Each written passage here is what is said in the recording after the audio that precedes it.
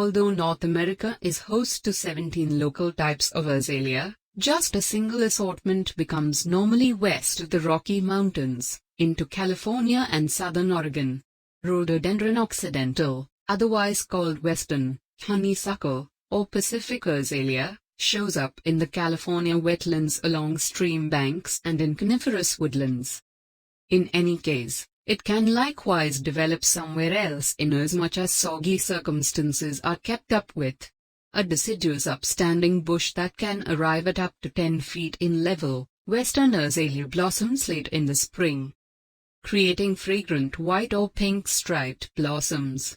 Filling in U.S. Division of Agriculture Solidness Zones 7 through 9, these azaleas incline toward wet, very much depleted acidic soil, although they will endure a few basic circumstances.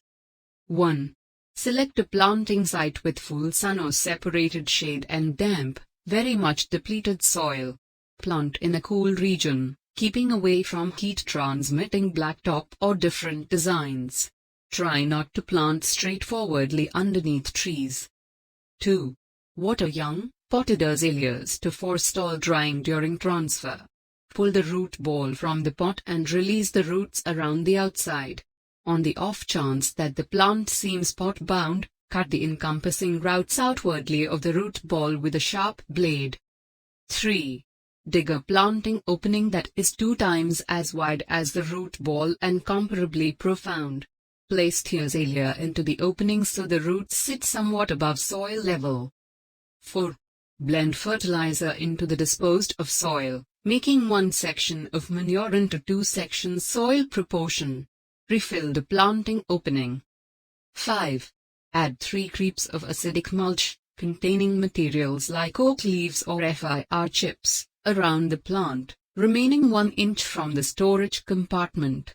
Water the plant completely, to a profundity of 8 to 12 inches.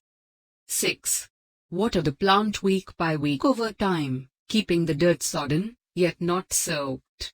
In warm climates, water more regularly. 7. Prune azalea plants in the wake of blooming, squeezing off dead blossoms, and scaling leggy stems back to lethargic buds. Dainty out any harmed or debilitated stems.